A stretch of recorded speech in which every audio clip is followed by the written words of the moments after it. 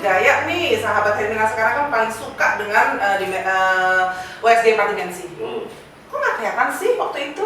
Apakah bisa terlihat sejak di dalam kandungan?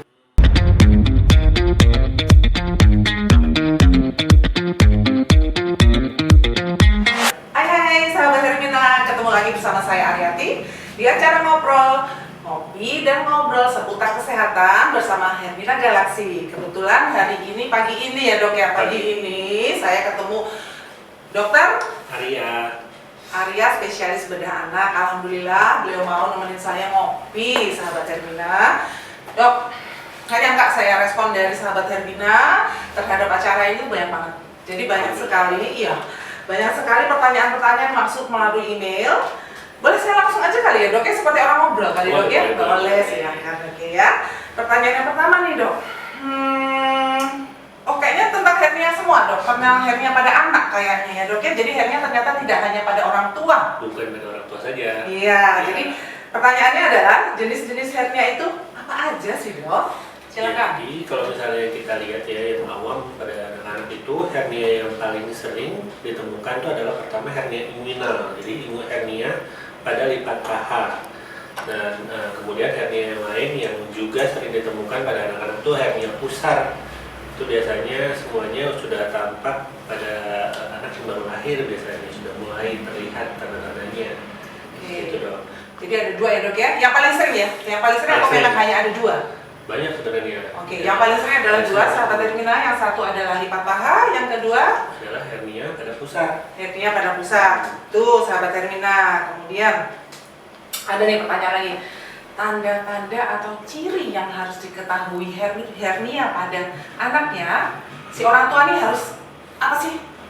Jadi hernia itu sebenarnya kenapa tadi disebutkan yang dua itu karena memang dua itu yang paling terlihat dari luar, jadinya yang kita bisa melihat cirinya yang jelas. Kalau pada hernia pada lipat paha itu biasanya kalau setiap kali anak itu dia menangis atau dia mengejan atau dia batuk akan muncul benjolan di sekitar lipat pahanya ataupun di kemaluannya. Sedangkan kalau misalnya yang di pusat, mungkin pada saat dia menangis atau mengejan ya misalnya kalau kita sebut pusatnya bodong gitu ya, muncul gitu ya, keluar seperti itu gitu. Jadi bodong itu bukan karena, soalnya saya waktu dulu udahnya bodong kata ibu saya. Jadi berarti hernia itu diketahui oleh orang tua adalah terdapat benjolan apabila si anak itu mengejan ya dok ya. Selain itu berarti nggak kelihatan dong. Kalau dia tidur, dia istilahnya tenang, itu benjolan itu akan masuk sendiri. Atau menghilang ya. Oke, kalau pada dewasa itu kan ada hernia yang tidak bisa kembali. Apa dok namanya? Hernia irreparable. Kalau pada anak bisa nggak? Sama. Nah, mungkin yang harus garis bawahi di sini bahwa hernia pada dewasa atau hernia pada anak-anak itu berbeda. Jadi kalau misalnya kita bilang hernia, masih kecil-kecil udah hernia, nah selamanya anak-anak kecil-kecil hernia gitu. Jadi bisa aja, misalnya, ini kenapa dia kan anaknya nggak pernah angkat berat, nggak bisa angkat berat gitu, nggak pernah apa, kok bisa hernia. Nah, sebenarnya kalau hernia pada anak-anak itu bawaan lahir, jadi memang ada ketidaksempurnaan mungkin ya pada saat pembentukannya dia dalam rahim ibunya seperti itu. Jadi ada celah yang masih terbuka sehingga di situ celah itu bisa dimasuki oleh organ-organ di dalam perutnya seperti itu. Usus ya biasanya. Ya biasanya usus atau pada perempuan bisa organ-organ kewanitaan seperti hidung telur seperti itu atau lemak badan juga di dalam itu. Jadi bisa pada dewasa atau anak, bisa pada laki-laki atau wanita. Hati-hati sahabat Hermina. Oke. Kemudian nih pertanyaannya ada lagi nih. Seberapa bahaya sih hernia itu sendiri terhadap bahaya kesehatan si anak? Nah jadi kan tadi pada dewasa ada yang hernia yang katanya nggak bisa masuk lagi. Nah pada anak-anak juga bisa tuh terjadi seperti itu. Umpamanya misalkan pada saat dia menangis kencang, tiba-tiba ada organ yang turun, ya dalam kata misalnya usus ya, usus dia masuk ke dalam celah itu kemudian terjepit atau misalnya usus itu tidak bisa kembali lagi, maka akan terjadi kerusakan pada usus yang terjepit tadi. Akibatnya bisa fatal, mungkin bisa sampai meninggal, bahkan bisa seperti itu. Bisa sampai meninggal. Serem. Oke. Apalagi dok tentang hernia anak nih? Ya, jadi kalau misalnya tadi kan kita lihat kalau hernia anak kan bahayanya dari kalau tadi ada organ yang masuk, tadi nggak bisa kembali lagi ya. Nah, selain itu bisa organ-organ, misalnya kalau pada laki-laki organ reproduksinya dia ikut terjepit di situ, atau pada perempuan juga hidung telurnya ikut terjepit di situ. Nah, itu juga bisa nanti berakibat fatal juga untuk masa depannya dia.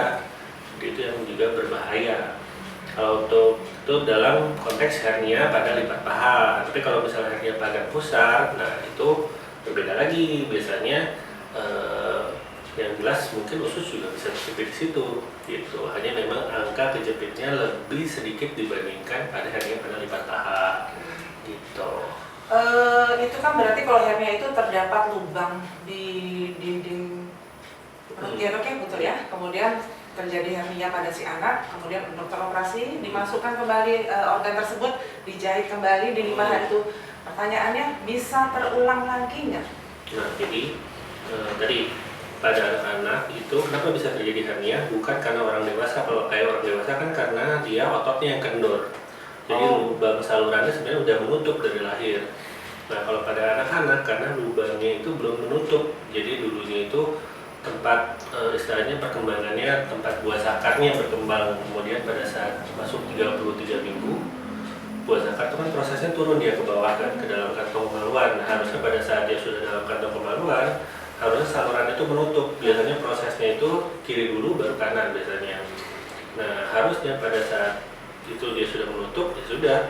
Tapi kalau terjadi gangguan, maka saluran itu masih terbuka. Akibatnya kalau misalnya anak itu menangis, mengejar, salurannya bisa turun ke bawah. Nah, itu ususnya bisa masuk ke bawah. Jadi prosesnya kita lakukan tindakan di sini adalah kita menutup saluran tadi. Jadi istilahnya di sini kalau misalnya kita menutupnya benar, insya Allah tidak akan terulang lagi karena otot di sini tidak ada yang diganggu. Beda sama pada dewasa. Kalau pada dewasa bisa terulang lagi, atau misalnya kalau pada dewasa kan biasanya pakai jaring-jaring itu mesh kalau disebutnya. Pada anak tidak perlu karena ototnya tidak ada masalah. Sebenarnya yang jadi masalah adalah lubang yang masih terbuka tadi. Oke, seru sekali sahabat Hermina. Mungkin audiens nih ada yang mau nanya nih, dari tadi melototin dokter Arya mungkin ada kalian nih. Ada dong. Dengar satu-satu deh. Nggak apa cantik, barangnya cantik. Dok, ini mau tanya, apa hernia harus dioperasi atau bisa ditangani dengan minum obat sih dok? Nah, Lewat saya. Terus dulu baru kan. Iya, jadi kelewat gitu. Oke. Langsung terpanggil ke dokter Arya. Oke, apakah hernia pada anak ini harus dioperasi atau bisa Dengan minum obat. dengan minum obat dok?